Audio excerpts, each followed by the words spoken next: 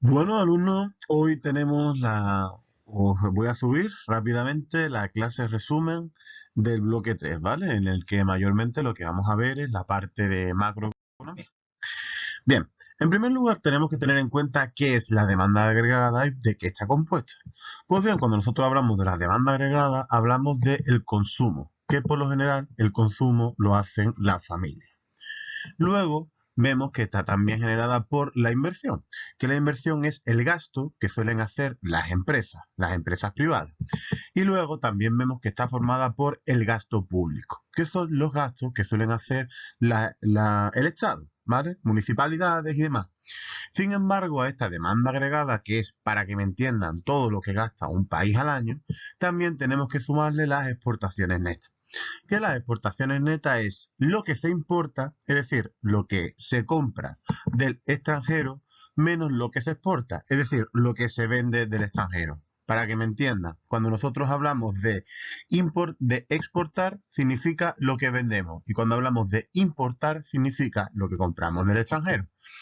Por lo tanto, exportaciones netas son ventas menos compras. A partir de aquí, nosotros vamos a ver que el consumo. El consumo mayormente de lo que depende es de la familia, ¿vale? Y del precio de las cosas y la cantidad de dinero que tengan la familia. En primer lugar, vamos a ver cómo funciona el dinero. Y es que cuando el precio de las cosas sube, el valor del dinero baja. Es decir, si el precio de las cosas sube, vuestro dinero vale menos de lo que valía antes.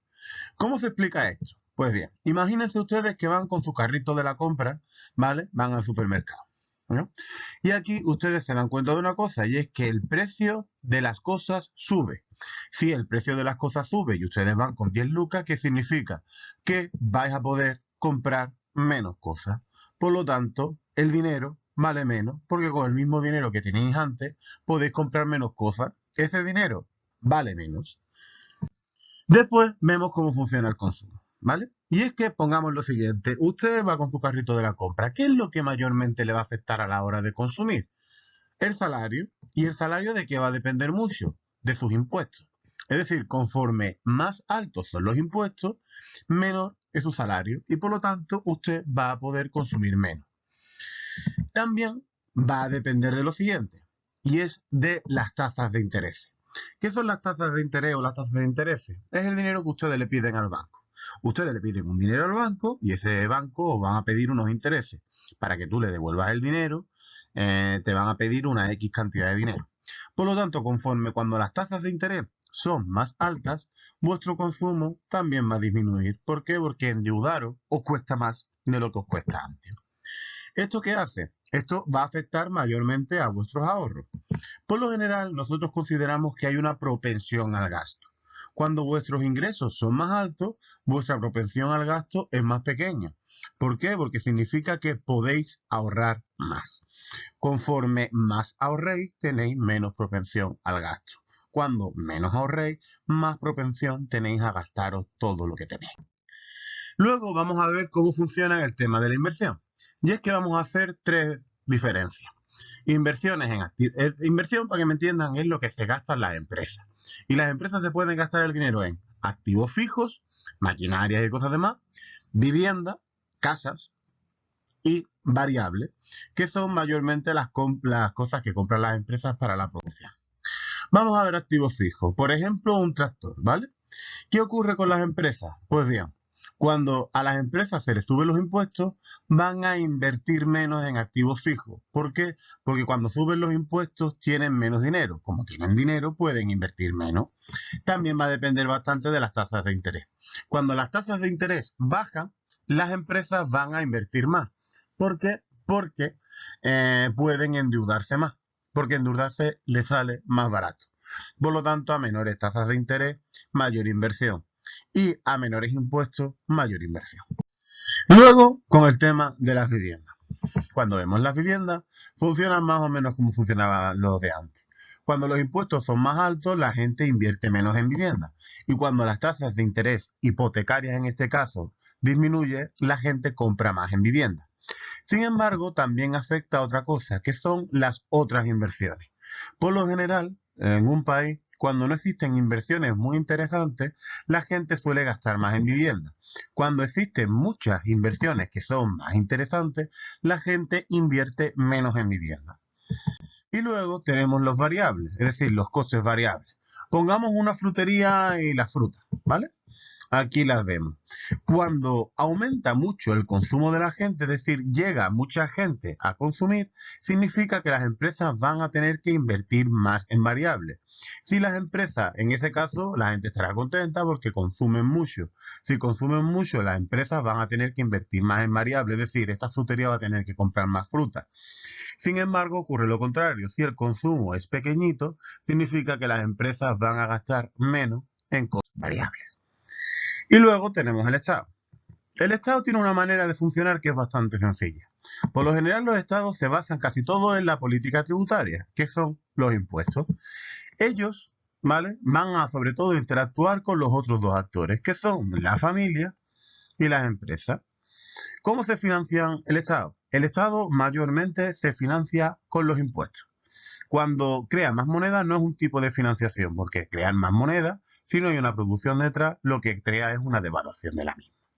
Por lo tanto, ¿cómo se financia el dinero? Pues bien, el Estado le pide impuestos a las empresas y a cambio le hace transferencias a las empresas. Es decir, les puede dar apoyo, les puede dar algún tipo de ayuda y demás. Lo mismo pasa en el caso contrario. El Estado, con los impuestos, da ayuda a la familia, da servicios básicos. Y a cambio, las familias, pues obviamente, tienen que darle también impuestos. Es decir, el Estado se financia de los impuestos de las familias y de las empresas y con esos impuestos da servicios. ¿Qué pasa? Que cuando los impuestos suben, el Estado puede dar mayores servicios, tanto a las industrias como a las familias. Sin embargo, cuando los impuestos suben, bajan la inversión y baja el consumo. Al contrario, si los impuestos bajaran, el Estado dará menos servicios, puede dar menos servicios. Sin embargo, como dan menos servicios, sí que puede bajar los impuestos y sí que aumentaría el consumo y aumentaría la inversión. Aquí hay un panorama económico. Y me explicaré. Si el Estado baja los impuestos, significa que el consumo y la inversión van a aumentar. Sin embargo, el Estado va a tener menos peso dentro de la economía y va a poder ayudar menos a la población. El Estado será ausente. Si los impuestos suben, el Estado estará mucho más presente, podrá ayudar mejor a las familias y a las empresas. Sin embargo, se considera que habrá menos consumo y menos industria, menos inversión, perdón. Y luego tenemos por último las exportaciones. Las exportaciones mayormente dependen mucho de los tipos de cambio. Y es el tipo de cambio con otra moneda. Pongamos el peso y el dólar, ¿vale? Va a pasar lo siguiente. Cuando un tipo de cambio no cambia, vale la redundancia, todo sigue igual. La moneda vale lo mismo. Cuando el tipo de cambio sube, significa que pasa de 750 a 850 pesos. Significa que ahora me sale más caro comprar monedas extranjeras. Por lo tanto, la moneda nacional vale menos. Y cuando el tipo de cambio baja, significa que la moneda nacional vale más. ¿Por qué?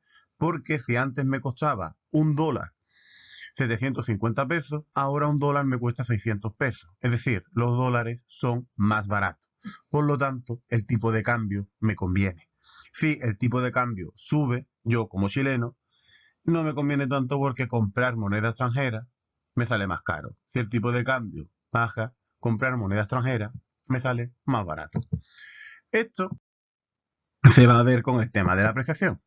Pongamos el caso de Chile y pongamos el caso de Estados Unidos, ¿vale? Cuando hay una depreciación, lo que significa que el tipo de cambio ha subido y por lo tanto el peso chileno ahora vale menos en comparación al dólar estadounidense. Es decir, comprar dólares con pesos chilenos ahora es más caro que antes. ¿Qué va a pasar en este supuesto? Pues bien, que si yo quisiera comprar productos de Estados Unidos, siendo chileno, ahora me van a salir mucho más caros. Y si un estadounidense quisiera comprar productos chilenos, le van a salir más baratos. Y luego estaría el caso contrario, con la apreciación. Con la apreciación significa que el tipo de cambio baja. Es decir, ahora puedo comprar más dólares con menos pesos. ¿Qué va a significar esto? Significa que las cosas de Estados Unidos ahora me saldrían más baratas y a los estadounidenses les saldrían más caras los productos chilenos. Y con esto cerramos este resumen.